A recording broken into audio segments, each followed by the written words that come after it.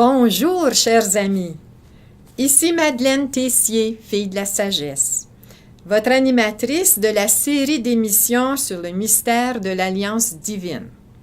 Aujourd'hui, il me fait plaisir de vous présenter la 7e émission. La semaine dernière, nous avons vu qu'avec Moïse, Dieu cherche à faire de son peuple une nation sainte. Eh bien, cette semaine, nous verrons que Dieu se rapproche. Avec David, roi, Dieu devient un père. Ce rapprochement prépare une nouvelle alliance. Entrons donc plus profondément dans ce mystère de l'alliance divine. Tout s'accomplit. L'alliance que Dieu a tant voulu donner à son peuple, elle s'accomplit dans la nouvelle alliance, qui se réalise bien sûr dans la personne de Jésus-Christ. Mais avant de parler de Jésus, on a parlé de la nouvelle alliance avant ça. Les prophètes en ont parlé. Puis même avant de vous amener aux prophètes, si vous allez au numéro 14 dans vos citations bibliques, l'alliance a été renouvelée aussi avec le roi David, par exemple. Alors, dans le 2e livre de Samuel, on fait allusion aussi à quelque chose d'important. Et moi, je serai pour lui un père, et lui sera pour moi un fils. Juste ce langage-là dit une autre réalité de l'alliance que Dieu veut faire avec son peuple. Il y a ici un amour filial qui est mis en valeur. Parler de Dieu comme un père, c'est un langage qui est familier pour nous parce que c'est ce que Jésus nous a appris. Et avec David, Dieu se révèle à lui, puis il veut qu'il saisisse bien qu'il veut être comme un papa pour lui, comme il voudrait bien que lui vive une relation d'amour avec lui comme son fils. Et c'est une nouvelle réalité de l'alliance qui devient plus interpersonnelle, plus intime. Puis avec les prophètes, on va rentrer davantage dans les réalités nouvelles de cette alliance. Alors moi, je serai pour lui un père, lui sera pour moi un fils. S'il fait le mal, je le corrigerai avec le bâton, à la manière humaine. Je le frapperai comme font les hommes. Mais ma fidélité ne lui sera pas retirée, comme je l'ai retiré à Saül, que j'ai écarté de devant toi. Ta maison et ta royauté subsisteront toujours devant moi, et ton trône sera stable pour toujours. Est-ce que vous vous rappelez, je pense que c'est le prophète Michée. Tu sais, vous savez, quand Hérode, la visite des mages, là, à la naissance de Jésus, la visite des mages, il arrête à Jérusalem, il visite le roi Hérode, puis il pose une question. Où doit naître le nouveau roi des Juifs? Vous vous rappelez de ça?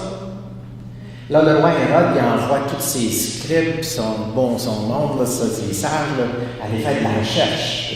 Allez voir dans les prophètes, les prophéties, là. Alors, où doit naître ce fameux roi, le nouveau roi des Juifs? Et là, ils reviennent, je pense que c'est le prophète Michée, où ils disent, le nouveau roi sera de la maison de David. Vous vous rappelez de ça? Et où est né David? À Bethléem. Où est né Jésus? À Bethléem. C'est pourquoi les mages, Ils sont envoyés à Bethléem, parce que d'après les prophéties, c'est là que doit naître le nouveau roi des Juifs. Alors, dans la dernière ligne de ce paragraphe que je viens de vous lire, ta maison et ta royauté subsisteront toujours devant moi, et ton trône sera stable pour toujours. Alors, bien sûr, on parle de David, mais on parle bien plus que David ici. On parle de la lignée de David, on parle de la maison de David. Dans sa descendance, on va y trouver le nouveau roi, le Messie qui est tant attendu par le peuple d'Israël, celui qui déjà on annonce, on a parlé déjà un petit peu, on va en parler avec les prophètes, là. On fait l'annonce de la venue de celui qui va sauver, délivrer le peuple d'Israël et ainsi restaurer l'alliance que Dieu a promis depuis le temps d'Adam et d'Abraham et à travers la loi sinaïtique. Bon, passons au prophète Jérémie, par exemple, et Ézéchiel. On a aussi un passage du prophète Isaïe. C'est important de comprendre les prophètes. Ils sont... Alors, c'est toujours dans le plan de Dieu, hein, dans tout son grand projet d'amour pour réussir son alliance qui est établie avec Moïse et son peuple au mont Sinaï. Là, il essaie tout son possible, le Seigneur. Il va faire surgir des prophètes. Pourquoi? Pour aider le monde à vivre l'obéissance. Parce que s'ils ne vivent pas l'obéissance, c'est de la malédiction. Hein? C'est la fin. Alors les prophètes sont envoyés par Dieu constamment pour rappeler au peuple d'Israël qui ils sont aux yeux de Dieu.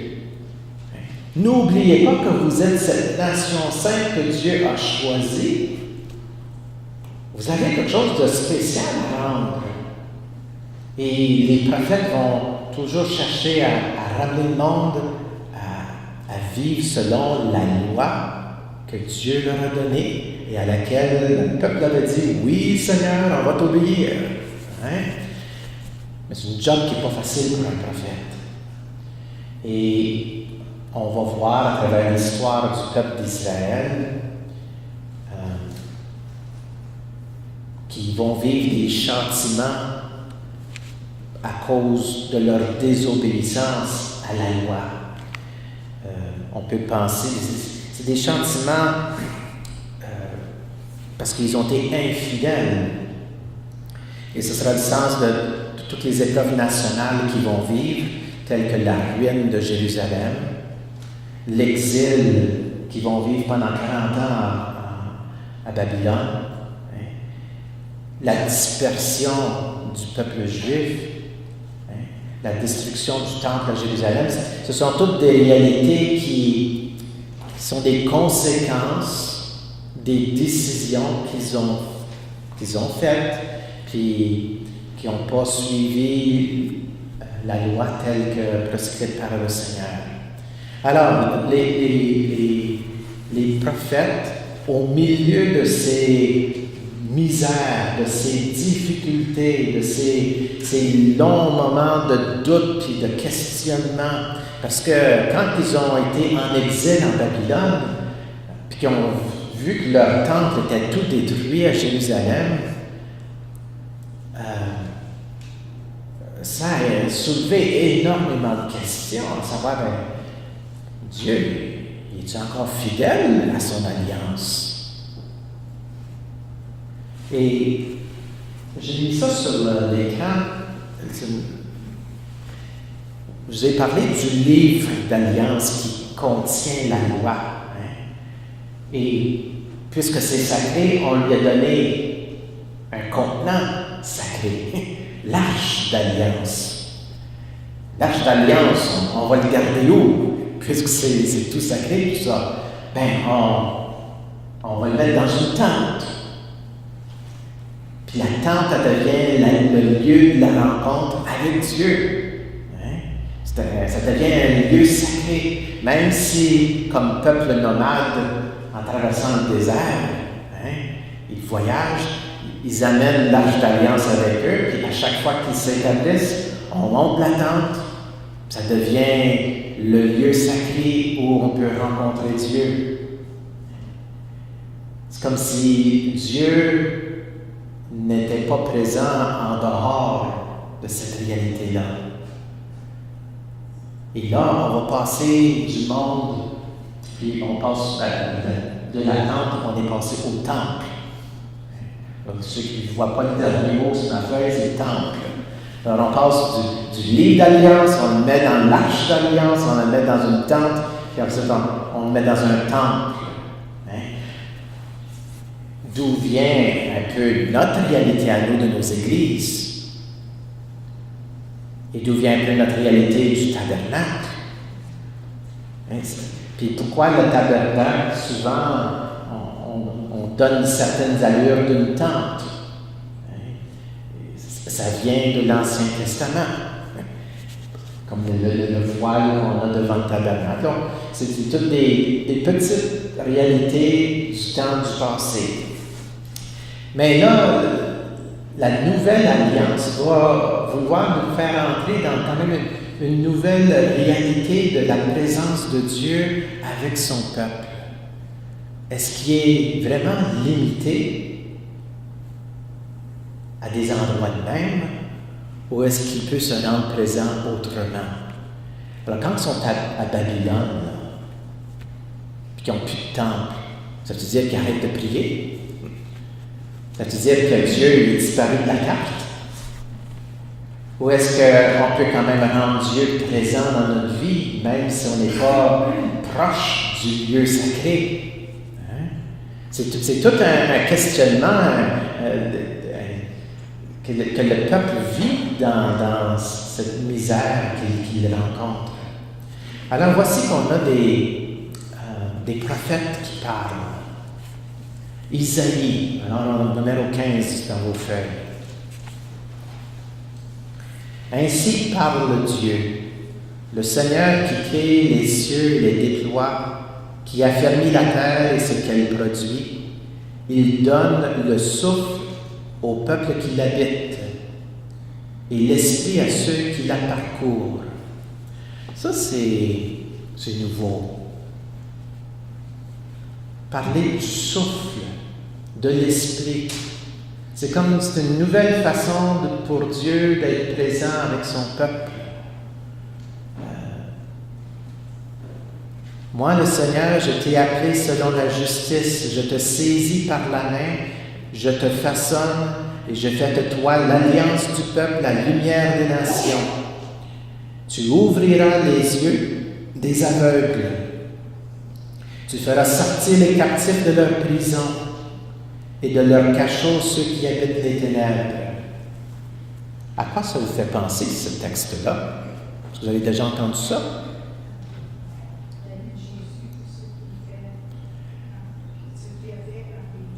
Alors, ça fait une grande partie de la mission que Jésus a réalisée lorsqu'il était parmi nous. Jésus a été reconnu comme Messie parce qu'il accomplissait justement cette prophétie d'Isaïe. Des signes importants pour le peuple d'Israël pour arriver à croire que Jésus est vraiment le Messie. Hein? Alors, on annonce déjà les signes à guetter. Quand il va arriver, voici ce qu'il va faire. Voici ce qu'il va réaliser. Alors, un peuple qui va rentrer dans la lumière, parce que le Messie va apporter de la lumière, va chasser les ténèbres, il va ouvrir les yeux des aveugles.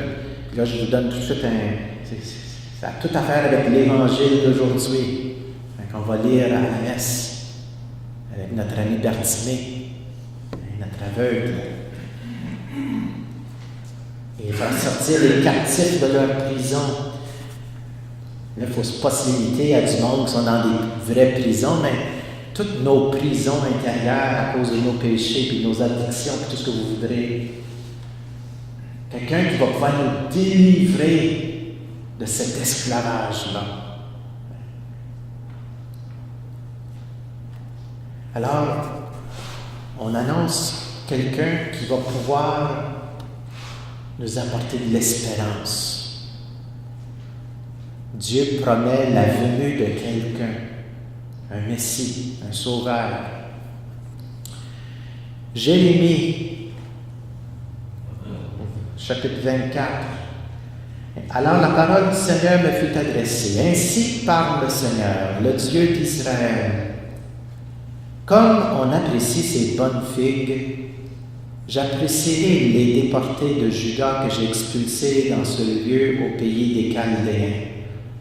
Alors, les Chaldéens puis Babylonie, c'est la même chose. C'est l'Irak d'aujourd'hui. Pour leur bien, je poserai sur eux mon regard et les ramènerai sur cette terre. Je les bâtirai, je ne les démolirai pas. Je les planterai, je ne lâcherai pas.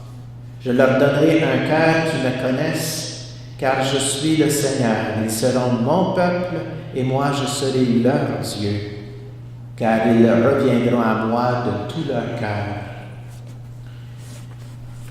Là, le prophète Jérémie, il est en train de nous préparer à quelque chose de beau et de grand, qui va faire partie de la nouvelle alliance. Et le nouveau lieu sacré, où on va pouvoir faire rencontre avec Dieu, ne sera plus dans la tente, puis dans le temple, mais dans le cœur de chaque personne. Puis là, le prochain, le chapitre 31, ça, il faut le souligner 3 fois là, dans vos Bibles. C'est un passage super important pour annoncer la nouvelle alliance. C'est un passage que vous avez entendu souvent. Si vous allez à des baptêmes, on le récite souvent aussi. Voici venir des jours, oracle du Seigneur, où je conclurai avec la maison d'Israël et avec la maison de Juda une alliance nouvelle. Voilà le mot qu'on cherche. Alliance nouvelle. Ce ne sera pas comme l'alliance que j'ai conclue avec leur père. Oh! Il y a quelque chose de vraiment nouveau ici. C'est toujours la même alliance avec un grand A. N'oubliez pas ça. C'est toujours le même projet de Dieu qui se continue, mais là, il y a une nouveauté à cette alliance qui sera tellement mieux que les autres.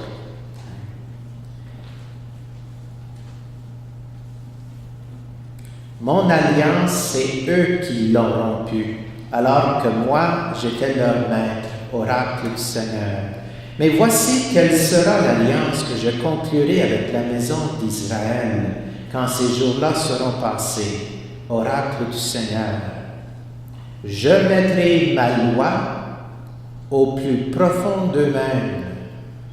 Je l'inscrirai sur leur cœur. Je serai leur Dieu et ils seront mon peuple. Alors là, avec les grands talents artistiques que j'ai, on retrouve la loi dans le cœur, inscrit dans le cœur. La loi n'est plus présentée comme quelque chose à l'extérieur de l'être humain, comme un commandement qui nous oblige à certaines choses. Dieu, il dit, il faut s'y prendre autrement, il faut que ça marche. Comment est-ce que je vais réussir ça? Puis là, il dit, il faut que cette loi-là ne soit pas quelque chose à l'extérieur de l'être humain. Il faut que ça soit inscrit dans son cœur. Et c'est la promesse qu'il fait de la nouvelle alliance, où tout ce que Dieu désire, tout ce que Dieu veut, tout ce qui va conduire à la vie éternelle, n'est plus quelque chose d'extérieur, mais quelque chose inscrit dans le cœur même de notre être. Ce qui fait que quand on va vivre de ça, on pourra certainement parler où Dieu dit « Je serai leur Dieu et ils seront mon peuple ». Dieu, il veut vraiment réussir. Alors, une prophétie qui va réaliser? Cette prophétie se réalise en Jésus-Christ. C'est Jésus-Christ qui va inscrire cette loi dans nos cœurs. Puis on va expliquer comment ça se passe tantôt. Allons voir ce que Jérémie nous dit au chapitre 32. 38 à 44. Mais maintenant, ainsi parle le Seigneur, le Dieu d'Israël, au sujet de cette ville dont vous dites qu'elle est livrée aux mains du roi de Babylone par l'épée, la famine et la peste. Je vais les rassembler de tous les pays où je les ai chassés dans ma colère, ma fureur et ma grande irritation. Je les ramènerai en ce lieu et je les ferai habiter en sécurité. Ils seront mon peuple et moi je serai leur Dieu. Je leur donnerai un seul cœur, un seul chemin, afin qu'ils me craignent chaque jour pour leur bonheur et celui de leurs fils après eux. Je conclurai avec eux une alliance éternelle. Je ne cesserai pas de les suivre pour les rendre heureux. Et je mettrai ma crainte en leur cœur pour qu'ils ne s'écartent pas de moi. J'aurai de la joie à les rendre heureux. En vérité, je les planterai dans ce pays de tout mon cœur et de toute mon âme. Il y a dans ce passage, d'abord, une allusion au plan éternel de Dieu. Ce n'est pas juste quelque chose de temporaire que Dieu veut réaliser, mais il veut que ça dure pour l'éternité.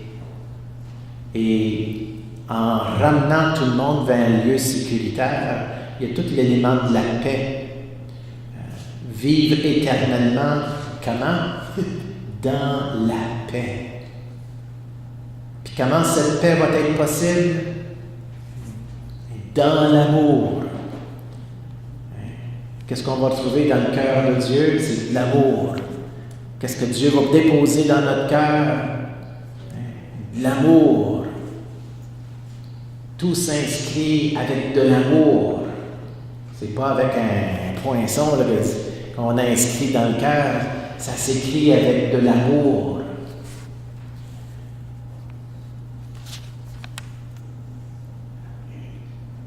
Et l'autre aspect que je trouve important de souligner ici, c'est toute l'importance que comment Dieu veut nous rendre heureux. La joie. Avec Jésus, on va parler des béatitudes. On va parler de la joie de l'Évangile. La joie de vivre dans le salut. De vraiment vivre comme du monde qui a été délivré de l'esclavage et du péché. Du monde qui a été pardonné. Aimé par-dessus le mal. C'est ce qui veut dire pardonner. Vivre dans un amour qui fait tellement de bien qu'on s'en réjouit. Voilà ce qu'il y a dans le cœur de Dieu. Dieu nous veut heureux. Alors, il prend les moyens pour y arriver.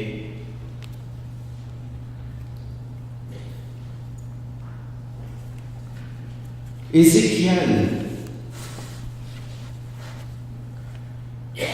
Ça, c'est un passage qu'on lit souvent aussi à des baptêmes. Je vous prendrai, alors on est au chapitre 36 d'Ézéchiel. Je vous prendrai du milieu des nations, je vous rassemblerai de tous les pays, et je vous conduirai dans votre terre. Alors, ce peuple est toujours en exil là, quand le prophète parle. C'est des paroles d'espérance pour le peuple. Ils disent, ah, oui, un jour, on va être capable de retourner dans la terre promise, on va retourner en Israël, on va pouvoir rebâtir notre temple. Ils sont tout excités par une nouvelle comme celle-là. Et je répandrai sur vous une eau pure, et vous serez purifiés. Et de toutes vos souillures, de toutes vos idoles, je vous purifierai. Bien sûr que dans le baptême, nous autres, on fait allusion justement au désir de Dieu de nous purifier de tous nos péchés, mais on pourrait remplacer le mot purifier par le mot sanctifier. Parce que, rappelez-vous, qu'est-ce que Dieu veut faire de son peuple? Une nation sainte. Monseigneur, merci de nous avoir partagé le très beau verset 41 du chapitre 32 du prophète Jérémie. « J'aurai de la joie, dit Dieu, à les rendre heureux. En vérité, je les planterai dans ce pays de tout mon cœur et de toute mon âme. » Chers amis, puissions-nous apprécier ce que fait la joie de Dieu. Elle nous rend heureux. Au revoir et à la prochaine.